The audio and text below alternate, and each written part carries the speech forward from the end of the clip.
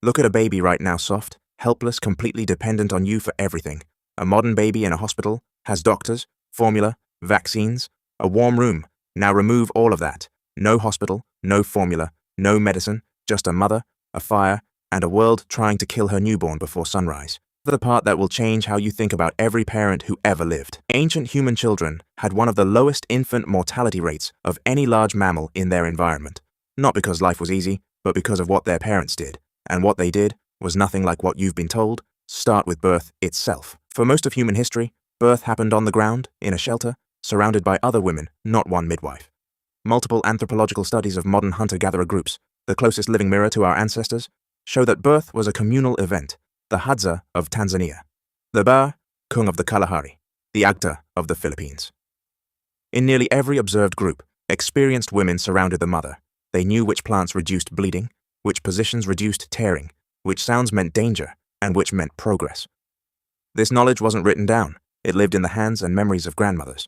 And here is the first thing archaeology confirms that most people never consider.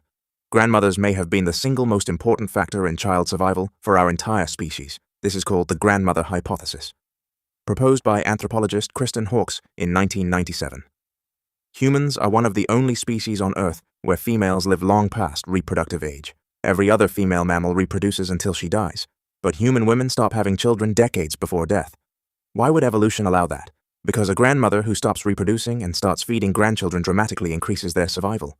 Studies of the Hadza showed that children with living grandmothers were measurably heavier, healthier, and more likely to survive their first years. A grandmother wasn't just a family member. She was a survival mechanism, built into our biology over millions of years. Evolution didn't give us grandmothers because families are nice. It gave us grandmothers because children died without them. Now here is something most documentaries never tell you. Ancient human babies were never put down, not for the first several years of life. For the vast majority of human history, an infant was carried against a parent's body almost constantly, skin to skin, all day, every day. This wasn't sentiment, it was engineering. A newborn human cannot regulate its own body temperature for months after birth. In an environment with no blankets, no cribs, no central heating separation from a warm body was a death sentence. Archaeological evidence supports this. Wear patterns on ancient hip bones show asymmetric loading consistent with carrying an infant on one side for years. Some skeletons from Paleolithic sites show spinal changes that researchers link directly to decades of child carrying. Your ancestors didn't push strollers, they were the stroller. Every step, every hunt, every task, done with a child pressed against the body. The physical cost was enormous. They paid it anyway. Breastfeeding lasted far longer than anything considered normal today. Studies of ancient dental wear, isotope analysis of ancient bones, and observation of modern hunter-gatherer groups all point to the same number. 3 to 5 years, not 3 to 5 months, 3 to 5 years. In the Kungsan people, children are nursed on demand up to 4 times per hour during the day. Not on a schedule, not in a separate room, on demand. Immediately. Every time this wasn't indulgence, breast milk was medicine. It carried antibodies against every pathogen the mother had ever survived. In a world without vaccines, without antibiotics, mother's milk was the immune system. Cutting it short meant cutting the child's defenses. Now here is where it gets darker. Not every child survived, and ancient humans knew it. Infanticide, the deliberate ending of a newborn's life, has been documented across dozens of ancient and modern hunter-gatherer societies. This wasn't cruelty. It was a calculation made by people operating at the edge of survival. If a mother already had an infant who couldn't yet walk, a new pregnancy produced an impossible situation. She could not carry 2 children through a migration. She could not nurse 2 children simultaneously. In groups like the Agta and the Ache of Paraguay, the decision was made in the first days of life. Before naming, before bonding was formalized, researchers believed this was not emotionless. The grief was real, but survival required decisions that no modern person will ever have to make. Children who survived infancy entered something with no modern equivalent. They were not separated into age groups. They were not kept away from adult activity. Ancient children lived inside the full reality of adult life from the moment they could walk. Hunting, foraging, butchering, building. Children watched it all at close range. Then they copied it. Researchers studying the Agta found that children as young as 4 were using sharp tools without adult intervention. Not supervised, trusted play and work were not separated.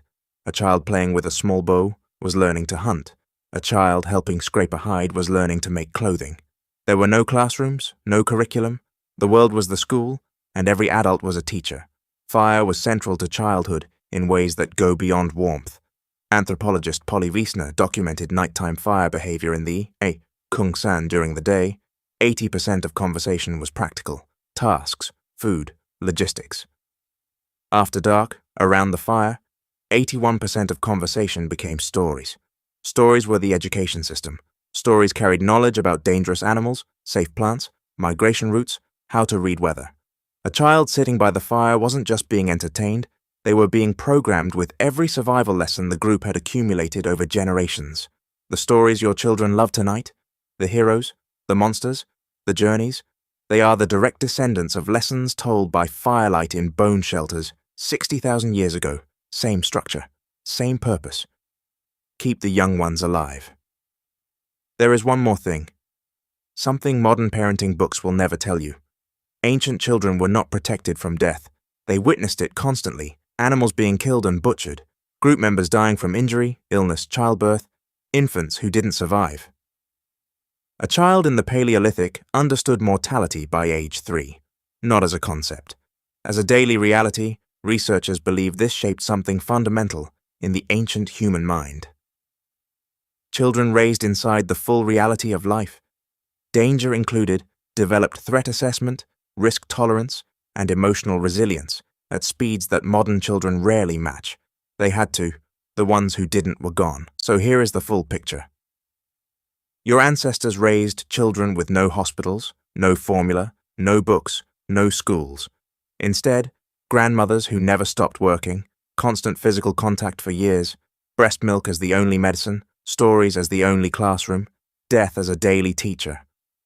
It wasn't gentle, it wasn't romantic, it was a system refined by millions of years of children dying and parents learning.